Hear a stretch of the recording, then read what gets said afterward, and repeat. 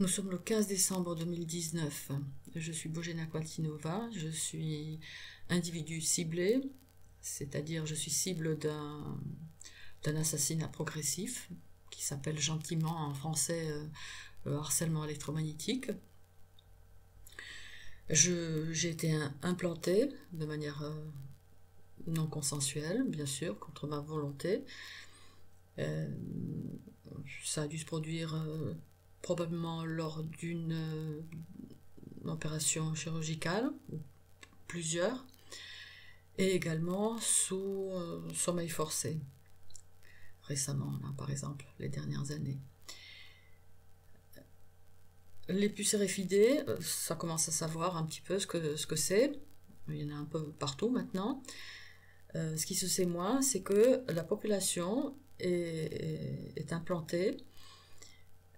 Il y a cette tendance à implanter toute la population pour mieux la surveiller, hein, puisque ces puces RFID, on peut déjà, en pulsant dessus certaines fréquences spécifiques, on peut influencer le comportement de la personne. On peut bien sûr la fliquer, la surveiller, ce qui est d'ailleurs le but, hein, selon le nouvel ordre mondial.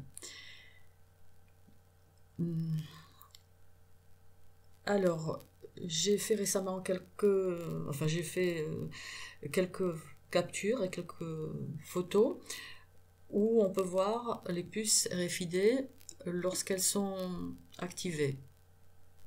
On ne peut pas les voir à l'œil nu, mais nos appareils numériques nous permettent de les voir. Idem pour la même chose pour les tirs par les armes électromagnétiques, hein, qui provoquent ce qu'on appelle la torture à distance, hein, les armes à énergie dirigée ou d'autres dispositifs d'attaque et de torture à distance. Ce n'est pas de la science-fiction, c'est une réalité qui a plusieurs décennies. Donc d'emblée, je vais vous montrer quelques captures.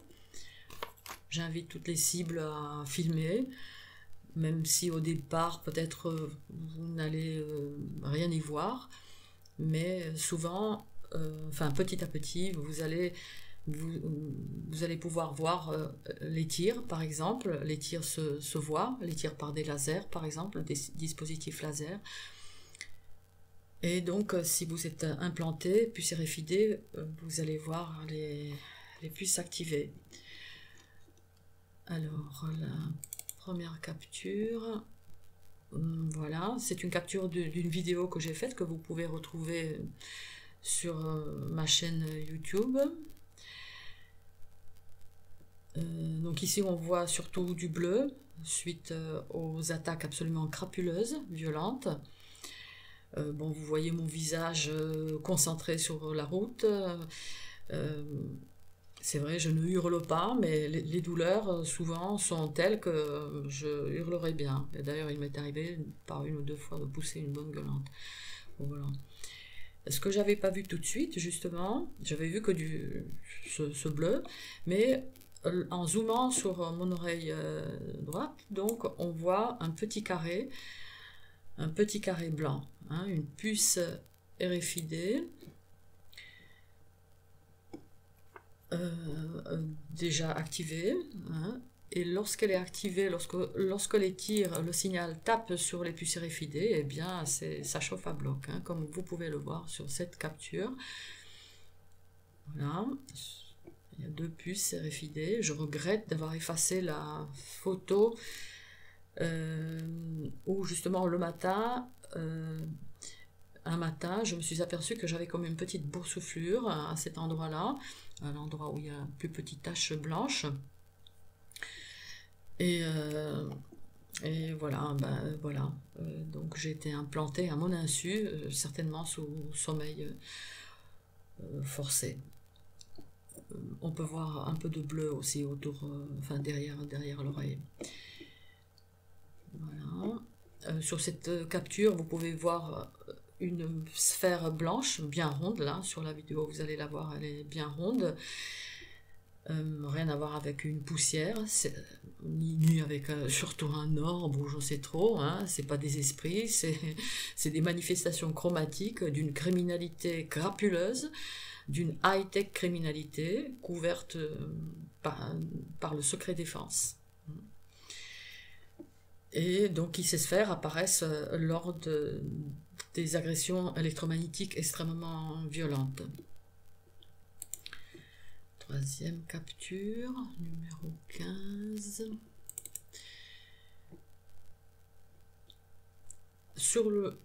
Ici, vous pouvez voir sur le front, sur mon front, il y a un petit carré marron, cette fois-ci, hein, dans la ligne en partant du sourcil. Voilà. Et sous le sourcil, on le voit de moins en moins, j'ai l'impression. Le réseau applique des filtres. Le réseau de criminels cherche à cacher leurs exactions et à dissimuler, bien sûr, les preuves. Mais on peut voir un carré un peu rosâtre. Hein. Ce carré, pareil, c'est une puce RFID activée. À côté, il y en a une autre, une blanchâtre, et dans le coin de l'œil, une troisième, ou même une quatrième. Hein. Voilà. Le propre des cibles de harcèlement électromagnétique est que nous sommes truffés de puces RFID de la tête aux pieds. Voilà.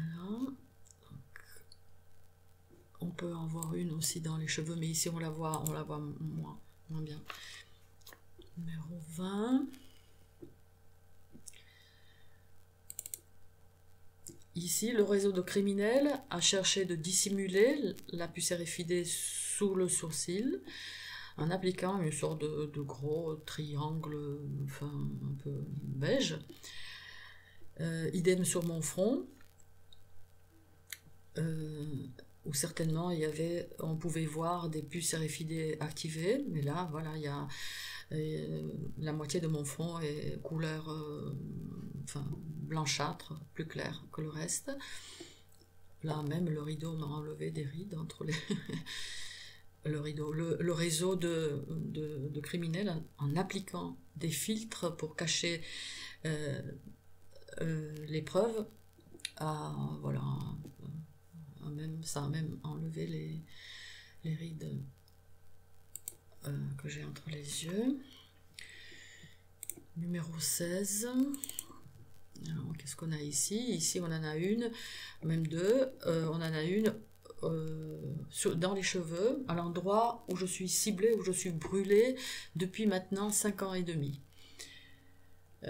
Là, on la voit bien sur d'autres photos, sur des dizaines de photos. Hein. Là, j'ai essayé de choisir une où c'est vraiment flagrant, mais j'ai recoupé déjà avec d'autres photos, des dizaines et des centaines de photos en 2 ans maintenant.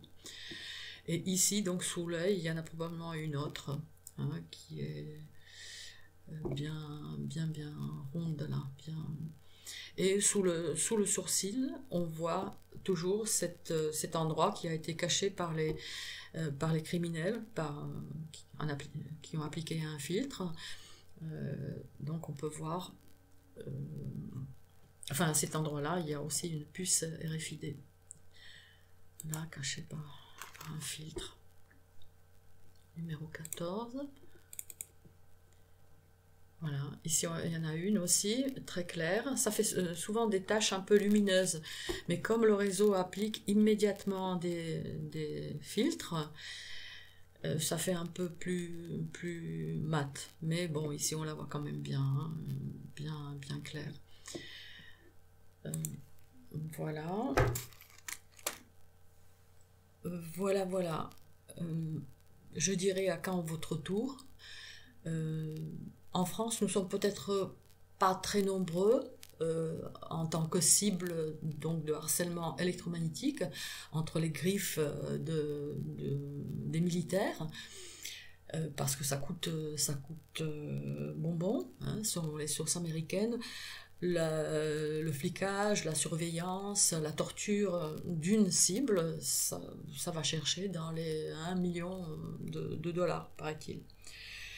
Voilà, mais le but de ceux qui nous gouvernent, hein, ici comme ailleurs, est le contrôle total des populations. Voilà, comme le dit un rapport de l'US Air Force, Hit them where it hurts, Strategic Attack in 2025. Alors à la page 8 jusqu'à 20, il y est étudié la façon d'implanter une population avec des capsules biologiques furtifs de pistage et d'attaque qui sont plus minces qu'un cheveu humain.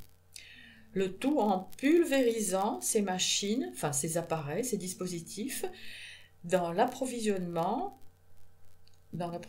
alimentaire, dans l'eau, dans l'air, cela afin que les capteurs pénètrent et se fixent dans les corps humains, mais aussi en tombant au sol,